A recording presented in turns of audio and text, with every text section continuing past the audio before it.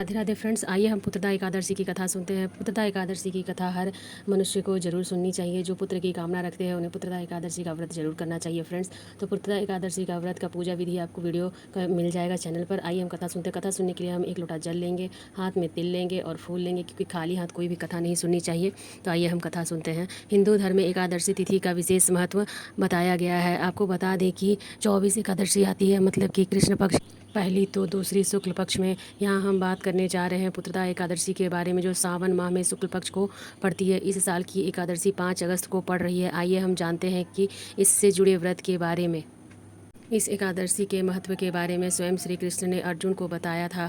अर्जुन ने एकादशी के महत्व के बारे में सुनते हुए ही श्री कृष्ण से पूछा, हे प्रभु, मुझे आप श्रवण मास में शुक्ल पक्ष की एकादशी की कथा सुनाने की कृपा करें। इसके बारे में कृष्ण ने कहा, हे धनुधर, श्रावण माह के शुक्ल पक्ष की एकादशी की कथा को सुनने मात्र से अनंत यज्ञ के बराबर फल मिलता है। द्वापर युग के आरंभ में ही माहिष्मती नाम की एक नगरी थी। इस नगरी में महीजित नाम का राजा रहता था, जो बड़े ही शांति एवं प्रिय स्वभाव का था, लेकिन उसको कोई संतान नहीं थी, जिसके कारण वह काफ़ी परेशान रहता था।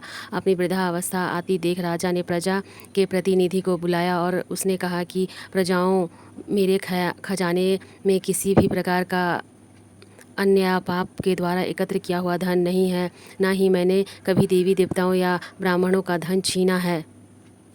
किसी दूसरे की धरोहर में मैंने नहीं ली है। मैंने हमेशा प्रजा को अपने पुत्र के समान माना है और उसका पालन किया है। मैं अपराधियों को पुत्र तथा बांधवों को दंड देता रहा हूँ, कभी किसी से घृणा नहीं की है, सबको समाज माना है, सज्जनों की सदा पूजा करता हूँ। इस प्रकार धर्म युक्त राज्य करते हुए भी मेरे पुत्र नहीं हैं, सो मैं अत्यंत दुखी हूँ। इसका क्या कारण है? राजा माहिजीत की इस बात को विचारने के लिए मंत्री तथा प्रजा के प्रतिनिधि वन में गए। वहाँ बड़े बड़े ऋषि मुनियों के दर्शन किए। राजा की उत्तम कामना की पूर्ति के लिए श्रेष्ठ तपस्वी मुनि को देखते फिरते रहे। एक आश्रम में उन्होंने अत्यंत वृद्धा धर्म से ज्ञाता बड़े तपस्वी परमात्मा में मन लगाया हुआ निहार जितेंद्रिय तामय जित क्रोध सनातन धर्म से गुण तत्वों को जानने वाले समस्त शास्त्रों के ज्ञाता महात्मा लोमन मुनि को देखा, जिसका कल्प के व्यक्तित्व होने पर एक रोम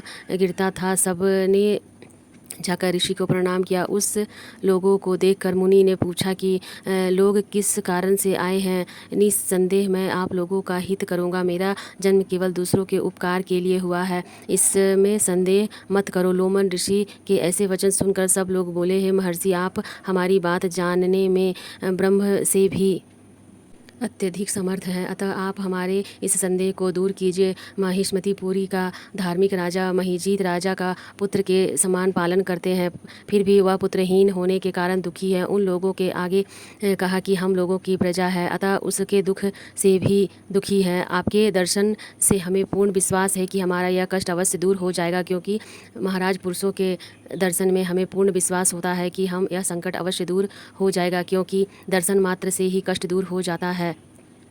अब आप कृपया करके राजा के पुत्र होने का उपाय बताइए। यह वार्ता सुनकर ऋषि ने थोड़ी देर के लिए नेत्र बंद किया और राजा के पूर्व जन्म का वृत्तांत जानकर कहने लगे कि राजा पूर्व जन्म में एक निर्धन वैश्य थे। निर्धनता के कारण उनके कई बुरे कर्म किए। यह एक गांव से दूर गांव व्यापार करने जाया करते थे। एक समय श्रेष्ठ मास में शुक्ल पक्ष की द्वादशी के दिन मध्यम के समय वह जब 1-2 दिन से भूख प्यास से थे, तब जलाशय पर पानी पीने गए। उसी स्थान पर एक तत्काल की ब्याही हुई व्यासी गौ पी रही थी। राजा ने उस प्यासी गाय को जल पीते हुए हटा दिया और स्वयं जल पीने लगे। इसीलिए राजा को यह दुख सहना पड़ा। एकादशी के दिन भूख रहने से वह राज हुए और व्यासी गौ को जल पीते हुए, इसलिए राजा को यह दुख सहना पड़ा। भूख रहने से राजा को जो कष्ट मिला था, उसी के कारण उन्हें पुत्र वियोग का दुख सहना पड़ा। ऐसा सुनकर सब लोग कहने लगे कि हे ऋषि, शास्त्रों में पापों का प्रायश्चित भी लिखा हुआ था, जिस प्रकार राजा का यह पाप नष्ट हो जाए, ऐसा कोई उपाय बताइए। लोमन मुनि कहने लगे कि श्रावण शुक्ल की एकादशी को, जिस पुत्रदा एकादशी भी कहते हैं, तुम लोग व्रत करो और रात्रि का जागरण करो, जो इस राजा का